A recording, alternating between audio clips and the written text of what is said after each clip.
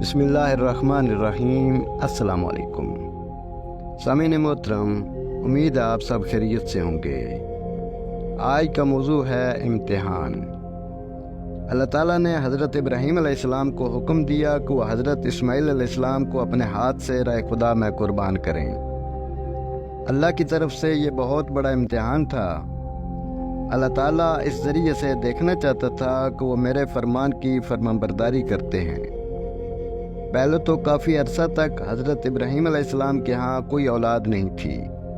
جب بڑھاپے میں اللہ تعالیٰ نے اولاد کی نعمت سے نوازا، جب بیٹا تھوڑا سا بڑا ہو گیا تو اس وقت اللہ تعالیٰ حضرت ابراہیم علیہ السلام کا امتحان لیا اور حکم دیا کہ اپنے ہاتھ سے حضرت اسماعیل علیہ السلام کو راہ خدا میں ذبح کریں۔ حضرت ابراہیم علیہ السلام نے حضرت اسماعیل علیہ السلام سے کہا، پیارے فرزند، میں نے خواب میں دیکھا ہے کہ میں تجھے ذبح کر رہا ہوں۔ حضرت اسماعیل علیہ السلام نے کہا، بابا جان، خدا نے آپ کو جو حکم دیا ہے آپ اس پر عمل کریں، انشاءاللہ آپ مجھے صبر کرنے والوں میں سے پائیں گے۔ حضرت اسماعیل علیہ السلام نے حضرت ابراہیم علیہ السلام کو ترغیب دیتے ہوئے کہا کہ بابا جان، اگر آپ نے مجھے ذبح کرنے کا فیصلہ کر ہی لیا ہے تو کچھ اور کام بھی کریں۔ آپ میرے ہاتھ پاؤں رسی سے باندھ لیں تاکہ جس وقت میرے حلق پر چھری چلے تو میں تڑپنے نہ پاؤں، تاکہ میرے اجر و ثواب میں کمی واقع نہ ہو، کیونکہ موت کافی سخت ہوتی ہے اور مجھے خوف ہے کہ موت کے وقت میں کہیں مضطرب نہ ہوں۔ اور دوسری گزارش یہ ہے کہ آپ چھری کو بہت تیز کر لیں تاکہ جب آپ تیزی سے چھری میرے گلے پر پھیریں تو میں بھی جلدی سے زندگی سے چھٹکارا حاصل کر سکوں۔ اور تیسری گزارش یہ ہے کہ جب آپ مجھے زمین پر لٹائیں تو میرا چہرہ زمین کی طرف کر دینا، میرا چہرہ آپ کی طرف نہیں ہونا چاہیے۔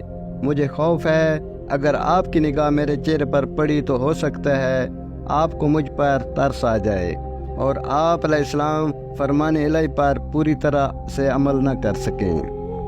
ذبح کرتے وقت آپ اپنے کپڑوں کو علیحدہ رکھیں۔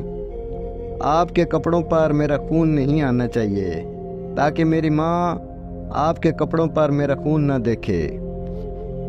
اگر آپ مناسب سمجھیں تو میرا لباس دے کر اسے کچھ تسلی ملے۔ حضرت ابراہیم علیہ السلام نے بیٹے کی باتیں سن کر کہا، اے فرزند، تو فرمان الہی کی تکمیل کے سلسلہ میں میرا اچھا معاون و مددگار ہے۔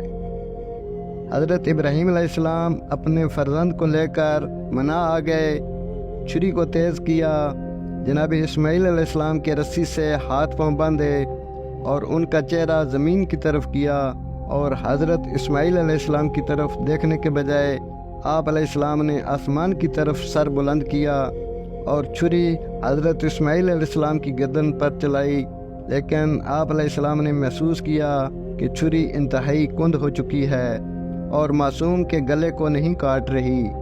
آپ علیہ السلام نے یہ عمل کئی مرتبہ دہرایا۔ اس وقت آسمان سے ندا آئی، بے شک تو نے اپنے خواب کو سچا کر دکھایا اور تو نے فرمان الہی پر عمل کیا۔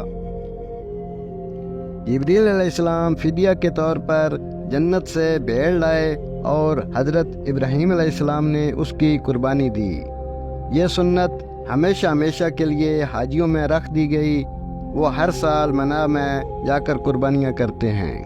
مزید اچھی ویڈیوز دیکھنے کے لیے ہمارے چینل کو لائک کریں، سبسکرائب کریں اور شیئر کریں۔ شکریہ۔